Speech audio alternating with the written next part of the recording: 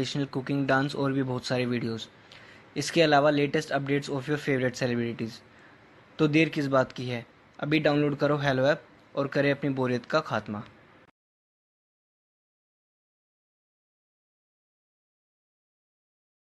माँ, ये राधिका है, तुम्हारी बहू। राधिका गांव में हॉस्पिटल में नर्स का काम करती है। बस हम दोनों में दोस्ती हो गई और हमने शादी कर ली। राधिका, माँ के पैर छू। अरे चल हट, नालायक। अरे मैंने क्या क्या सपने देखे थे कि तेरी शादी किसी अमीर घर में करूंगी और दहेज में लाखों रुपए लूंगी, और तू गांव की इस मामूली लड़की को मेरी बहू बनाकर ले आया। लेकिन बेटे की जिद के आगे सुनीता देवी मजबूर हो जाती है। राधिका सुनीता देवी को फूटी आंख भी नहीं भाती थी। तुम चिंता मत करो भाग्यवान, हम दोनों मिलकर अपनी बहू को इतना सताएंगे कि वो हमसे तंग आकर ये घर छोड़कर चली जाएगी। फिर हम अपने बेटे की शादी किसी बड़े सेठ की बेटी से कर देंगे, ठीक है? अगले दिन सुनीता देवी अपने बेटे का कमरा साफ कर रही होती है। तभी बहू के सामान में उसे एक बड़ी बड़ी मूंछों वाले आदमी की तस्वीर दिखाई देती है और उसके कंधे पर एक बड़ी सी बंदूक टंगी होती है। तस्वीर के नीचे लिखा होता है डाकू मंगल सिंह।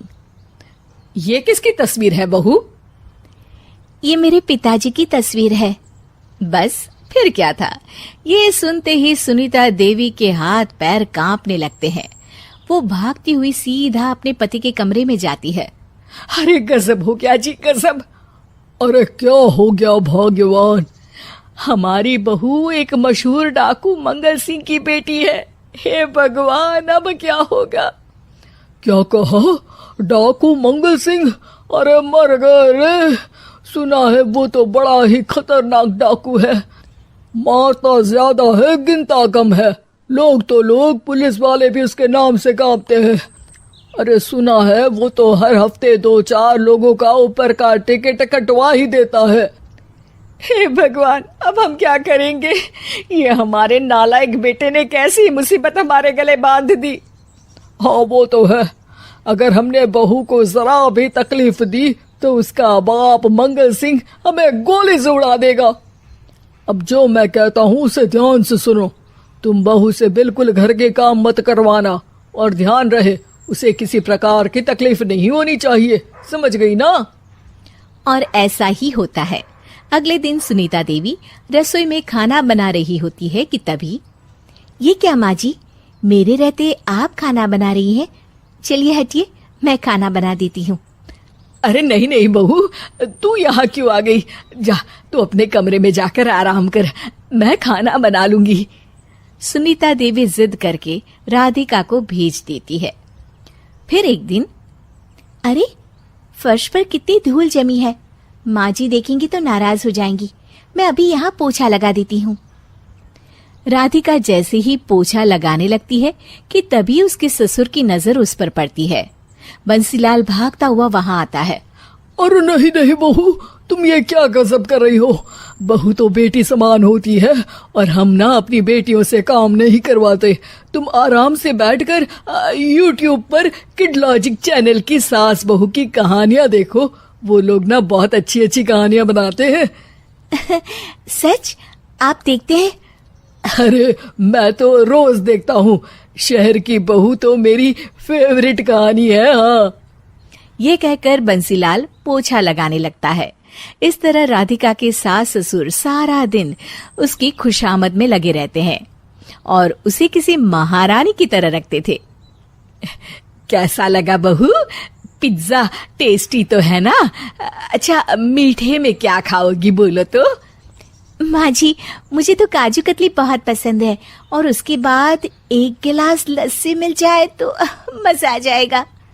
ये सुनते ही सुनीता देवी अपने पति को कोहनी मारते हुए कहती है, अरे सुना नहीं बहू क्या मांग रही है? जल्दी से भागकर बाजार जाइए और सब खरीद कर ले आइए।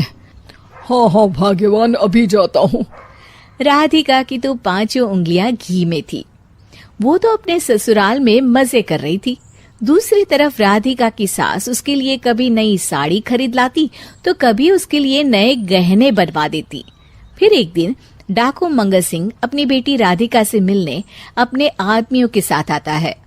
उन सबको देखते ही राधिका के सास ससुर डर के मारे कांपने लगते हैं। मर गया रे, डाकू मंगल सिंह तो सच में कितना डरावना दिखता है, ऊपर से इतनी बड़ी बंदूक लेकर घूमता है। कैसे हैं समधी जी? क्या हुआ? आप इतना घबरा क्यों रहे हैं? और आपको इतना पसीना क्यों आ रहा है? आपकी तबीयत तो ठीक है ना?